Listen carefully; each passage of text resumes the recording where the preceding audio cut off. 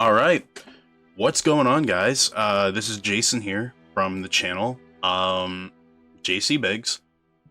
In case you guys don't know, I am a big Dark Souls guy. Love the Dark Souls games. As you can see, I post only Dark Souls content so far, and it's me doing the Soul Level 1 challenges for bosses, going from Dark Souls 1 to Dark Souls 2, and I even have Mark at the Fell Omen on Elden Ring up, and 2 that are up from the Soul Level 1 runs that I was doing on Dark Souls 3. I don't know if I'm going to continue the series after DS2. I'll have to see. If you guys want me to, I can do that. But yeah, I decided, why not, do something a little bit different, but stay on the topic of the Dark Souls series, and decide to do a tier list of Dark Souls bosses. Now, I have 500 plus hours on each game, and almost all of the games I have beaten on their lowest level counterpart. There's Blood level 4, Rune level 1, and then everything else being Soul level 1.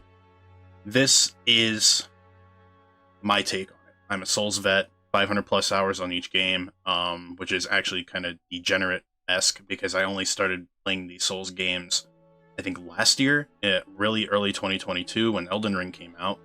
And I said, why not? Start a channel making that kind of content, and now we're here doing a tier list. I figured this would be fun, but before we get into the video, I want to lay out some criteria and lay out what these tier lists mean. In case you don't know, top 10 means my top 10 of all time. These are what I believe to be the 10 best bosses in the FromSoft lineup. Amazing are top 10 worthy bosses. I think could interchange into my top 10, but for me personally, I wouldn't put them in the top 10.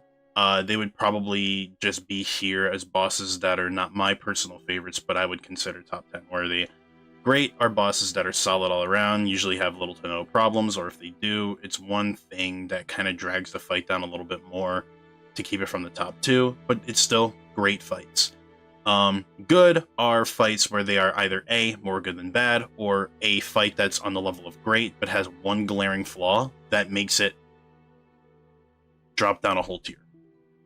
Average are your 50-50s. They're as good as they are bad, or they're just downright mid fights. Some fights that will be an average, specifically towards the top of average, are fights that I will still very much like.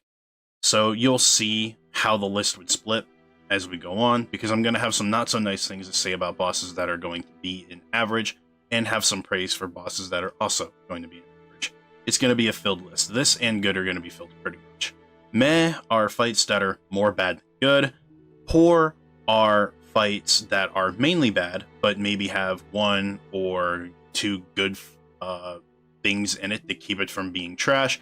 Trash is my bottom 10, and the absolute worst 2, these are fights that I think are below trash in terms of how bad they are, and there are only 2 fights that will actually go down here, and we'll just have to see how far this list goes until we actually reach those 2. But once I got 2 on this tier, none will ever reach down here. And also, let's put out some more criteria. I am ranking this based off of bosses, design, mechanics, arena, run back, music, and lore. Basically everything that would encumber a boss. And it's going to affect a lot of different placements on this list. And I'm going to try and look at it a little bit more objectively, but it is going to be mainly my subjective opinion at the end of the day. And yeah, that's just how I see it. And yep, just saying it, at the end of the day, it is my opinion. Just take what I say with a grain of salt, because I do have some hot takes. And I'm looking at the row that I'm tackling first, and there's going to be quite a few hot takes in there. And I have not played Demon Souls, nor have I played Sekiro, so I'm probably not going to do a tier list on either one.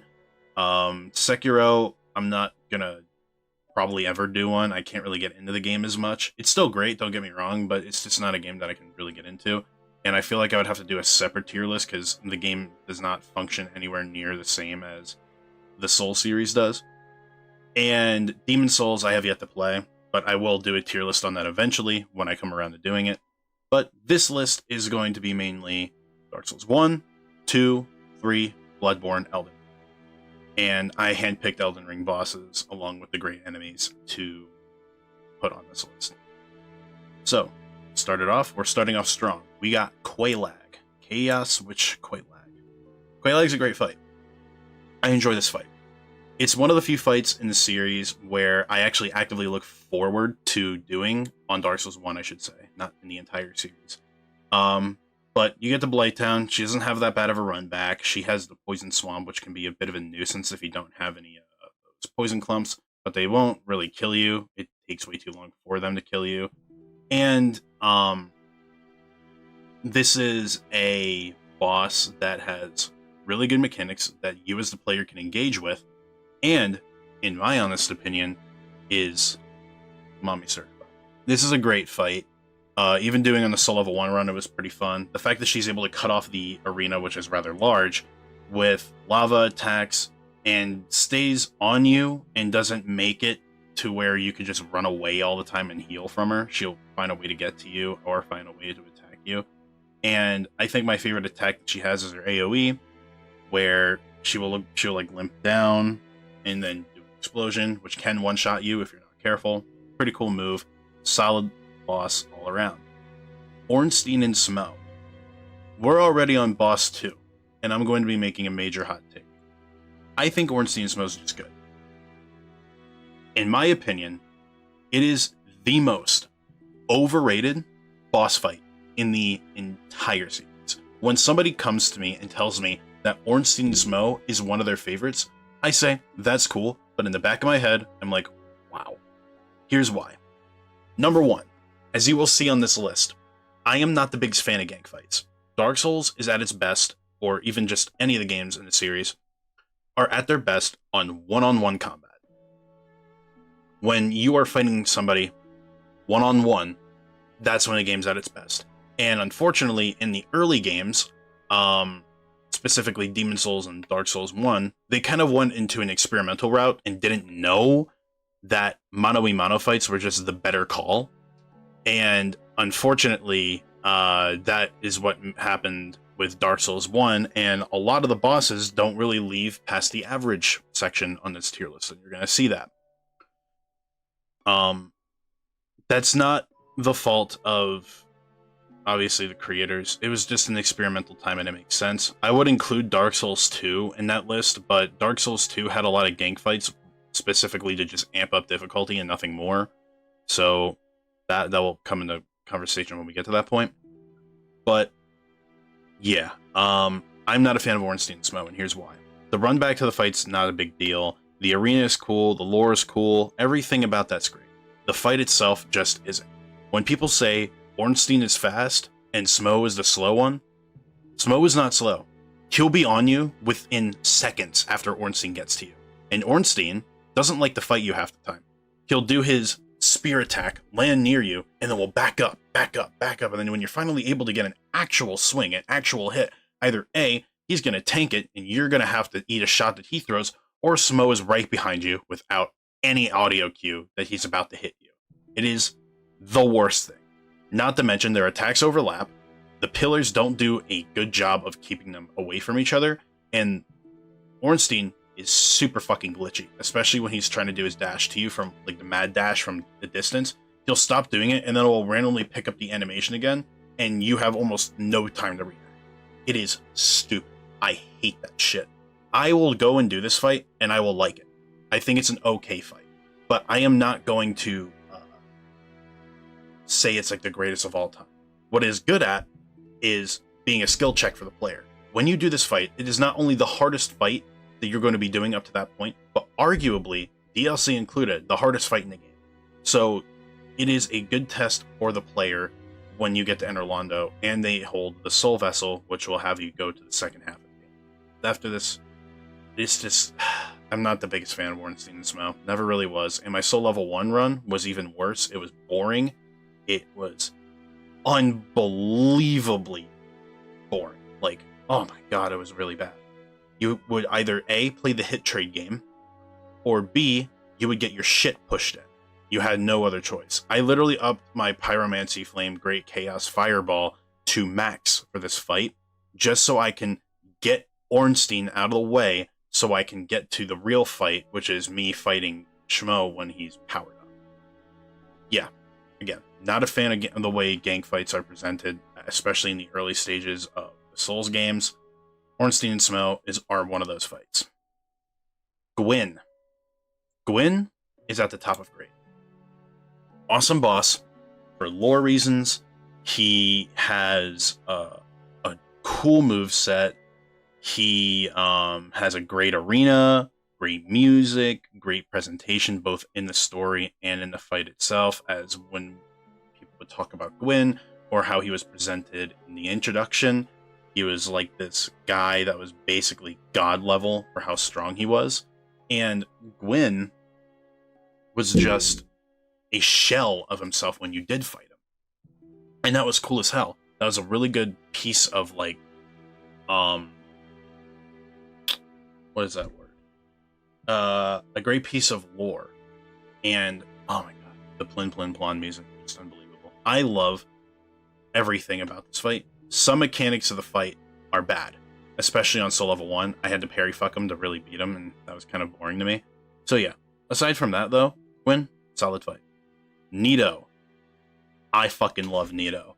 So Nito is my favorite Lord, like Great Lord Soul boss out of Dark Souls 1 and 2. He has an incredible moveset.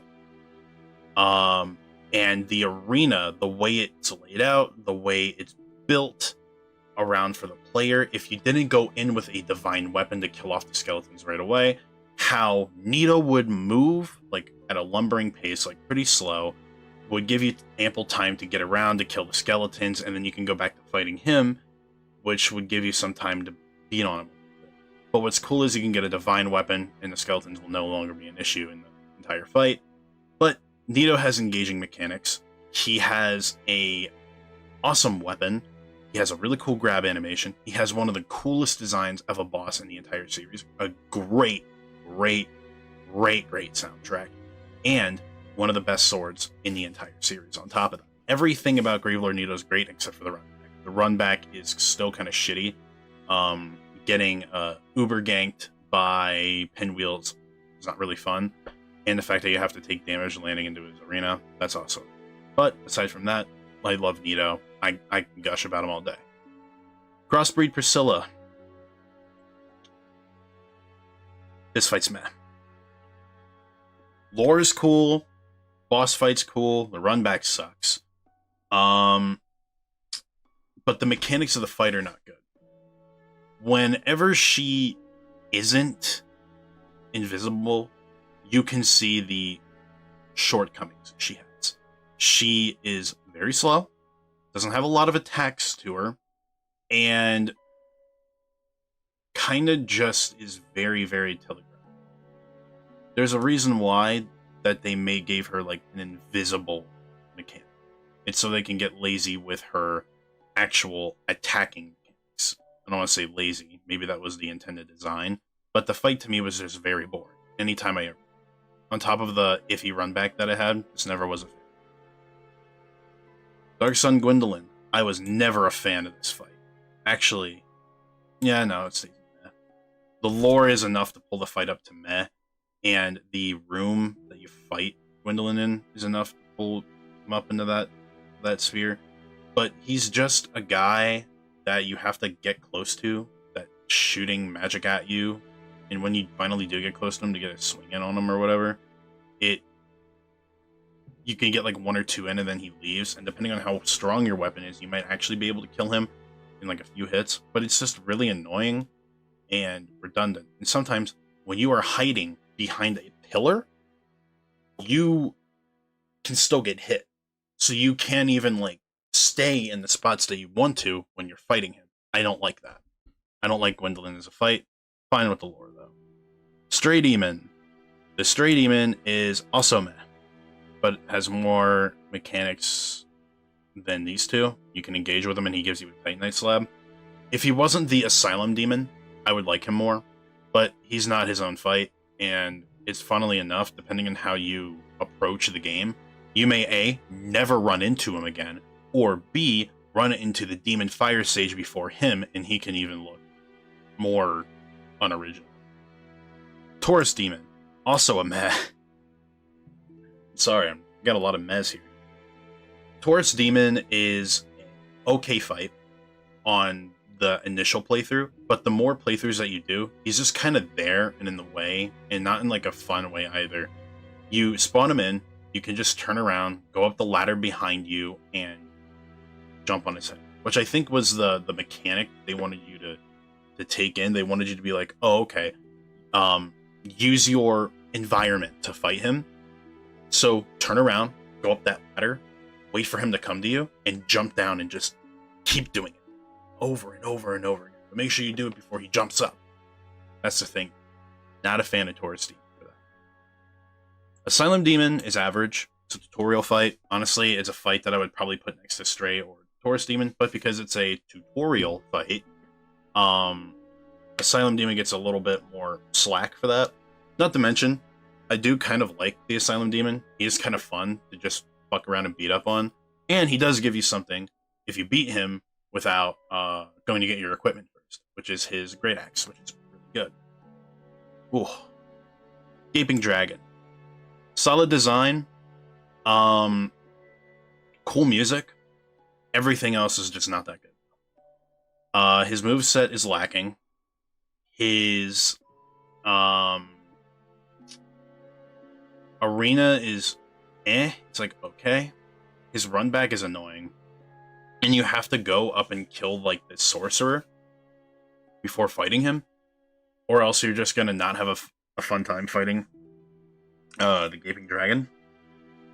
It's just an unfortunate thing because he is like almost a boss that he's an optional boss, but he's almost like mandatory to kill because he gives you the Blighttown key to go through Blighttown without having to go through all the bullshit that most people would have to go through.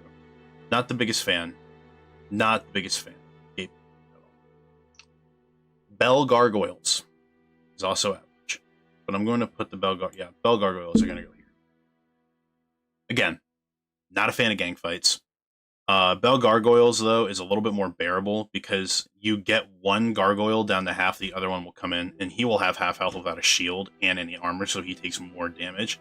So it's a little. So if you play it right and you strategize right, you can make this fight into something that's pretty fun or pretty good.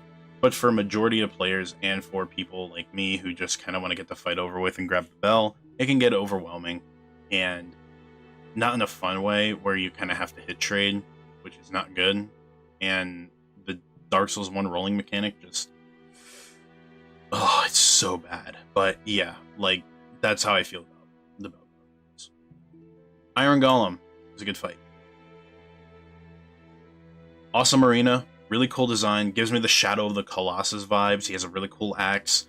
He is lacking in the move and mechanics department when it comes to attacks, but they're engaging enough to stay in with him, and you can knock him off, and he can knock you off. I think my biggest issue with him, though, is that his mechanics just aren't that great, but aside from that, he's a really cool fight. War Kings is also a cool fight. Cool design, cool swords, unfortunately you can't get.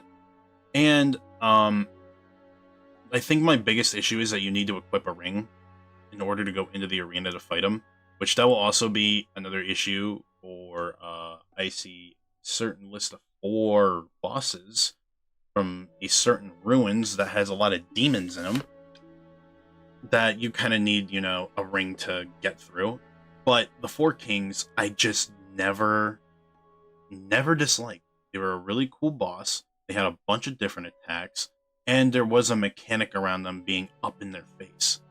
And the only thing I don't like is that they can get super fucking spammy, and that's really annoying to me. But when more kings spawn in, they're passive enough to make it not that bad for a gank-esque fight. So, no complaints from me there.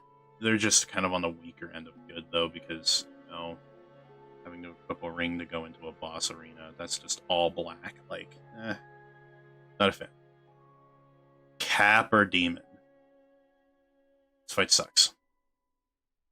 You're in a cubicle where they artificially pump the difficulty by throwing 2 poisonous dogs at you with a boss that doesn't have more than maybe 4 moves that are incredibly easy to deal with, but now becomes unbelievably hard because of I don't know, a certain canine entity that is doubled in its arena. It is an important fight to do, though. Gives you the key to gives you the key to the depths to fight Gaping Dragon, and also give you the large ember to get your weapons to 10. And on top of that, the Gaping Dragon gives you the Blighttown key. So he's kind of like almost a necessary step, but you don't have to do him. He's optional.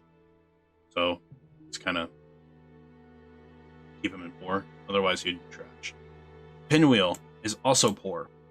He would be trash as a fight because he doesn't have anything more than like 1 or 2 moves, but he does give you 2 really nice things. Either a mask that can increase your stamina. I'm pretty sure another one can your equip load, and the other one gives you more health.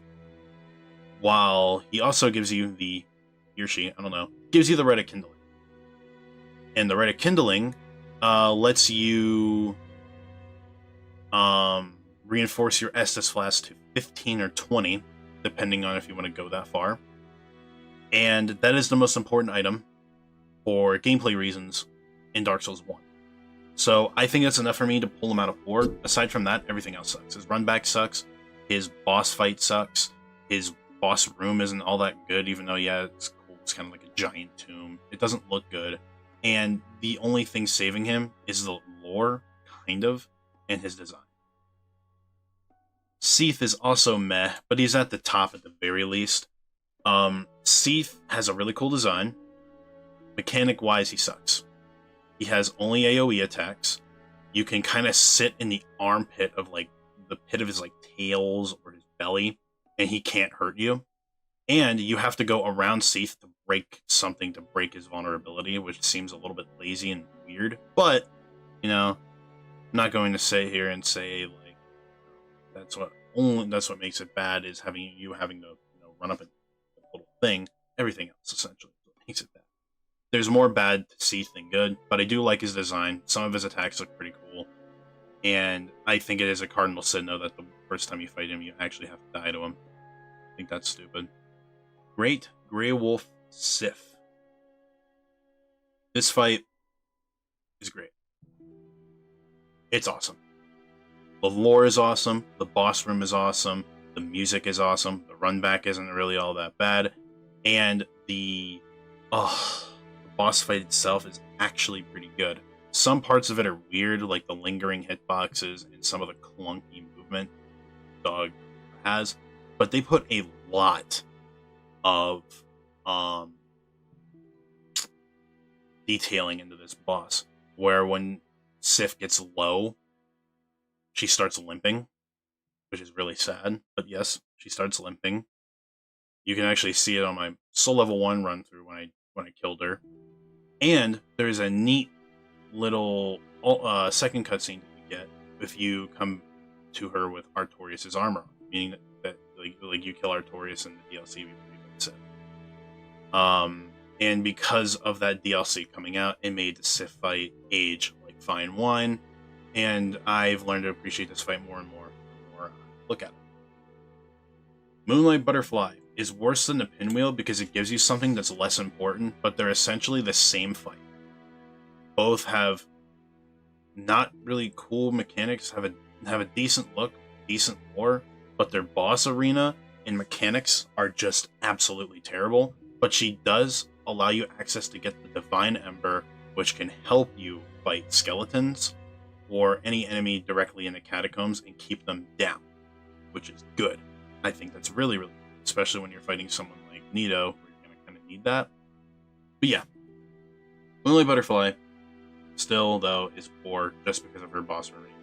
You kind of just, as a melee player, you kind of just dodge a bunch of magic attacks that she's going to do for about a minute, and then she goes and rests because, I don't know, maybe she's like her magic power and it makes her tired or exhausted.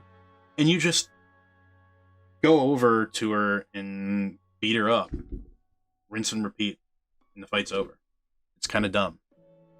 Ceaseless Discharge is trash. I don't think I need to explain this one to anybody.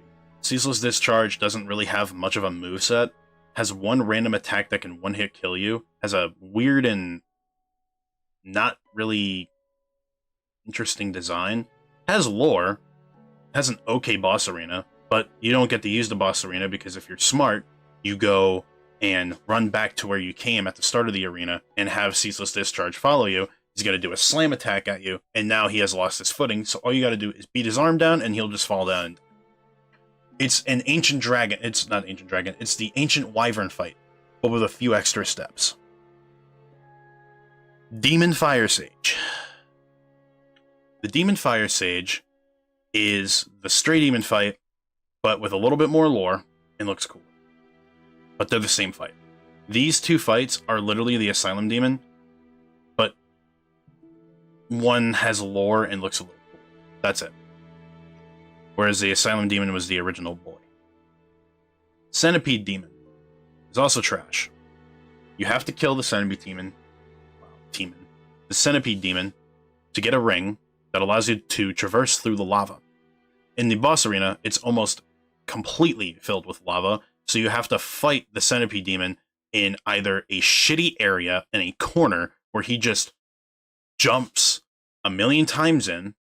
That is hard to dodge because you don't know where he's going to land or how he's going to land when he'll come down. You kind of have to time it right. Or you have to fight him with his actual normal attacks, and a lot of them are lingering hitbox weird attacks that will both either A, knock you into fire, or B, happen way too often, way too fast. Sometimes the tracking, because it's DS1, is really bad. It just is not a fun fight. I've never had fun doing this fight, and this one was my least favorite fight to do on solo. And let's get one of the worst two out of the way. Yes, Bed of Chaos. If you are a fan of the series, you know exactly why Bed of Chaos is here. Number one, the fight is considered one of the worst in the entire series, and it's a fight where once you break an orb, it stays permanently broken. Meaning that you can go and break the other two without having to worry about breaking the one that you've already broken before. So then, you break another one, and all you gotta do is grab the one in the middle. So why is this fight still considered the worst? Let me explain to you.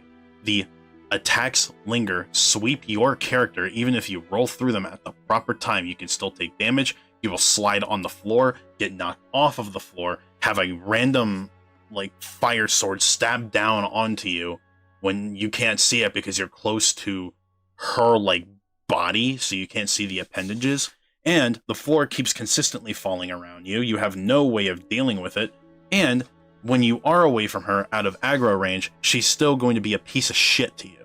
And, wait for you. And then start up all of her animations again. Her attacks also hit so damn hard that you can't take more than two, which means once you take one, you want to be safe and try to heal, you can't. You get hit and you get knocked off. Game is basically saying, go fuck yourself. And she was made the way that she was because of a fucking time constraint. I want them to make Dark Souls 1, again, like a full-blown fucking remake without a time constraint, and see what the Bed of Chaos was really supposed to be.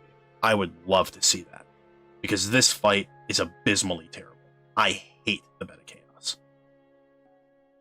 Alright, next. 4 more fights. Now we have reached the DLCs. Sanctuary Guardian. Top of good. Sanctuary Guardian moves fast. Really cool Mana Core looking enemy. Has a bunch of different attacks for its Mana Core-esque look. Is incredibly fast. Has a shit ton of different attacks. But they make it up for the low health pool, making it not too overwhelming for the player. Pretty good run back. Not much that I could complain about there. The only thing that I'm not the biggest fan of this fight probably are the flying attacks, because the attack patterns are weird and kind of hard to deal with and dodge. There's not much consistency to it, but Aside from that, enjoy the fight. One of my favorite ones to do until level 1. Top of good for a reason. Knight Artorias. The fabled, the man, the myth, the legend, the starter, and been bequeathed the top 10 of all-time bosses in the series. Call it cliche, but god damn is Knight Artorias amazing. The lore, awesome. The boss arena, really cool and a sick design to have. His design is super sick. He has a broken arm, and that broken arm is his dominant arm.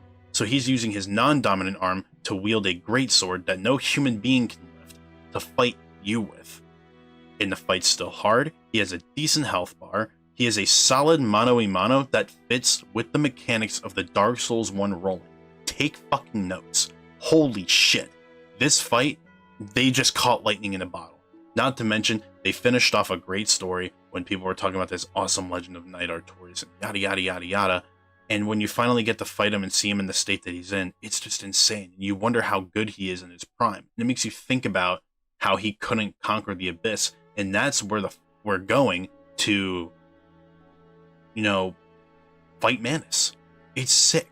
I love Artorias. Everything about this is just great. I don't have to explain how gameplay-wise it's great, but I'm going to. Every attack has an interesting or different roll pattern that you need to figure out, and once you figure it out, it's a consistent learning tool.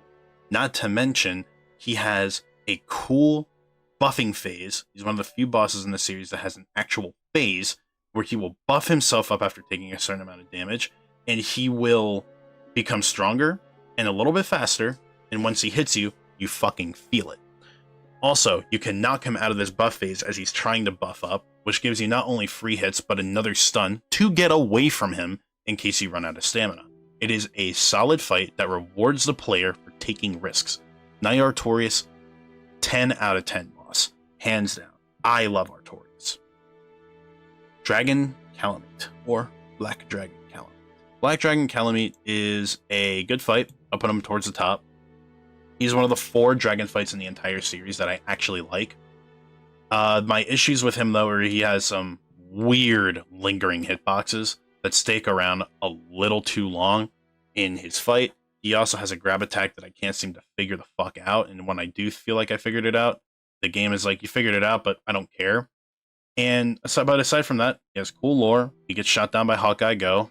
Rest in peace, big man. Just hit my mic. And, like, just has a really sick design with a really cool like effect attack. I can't.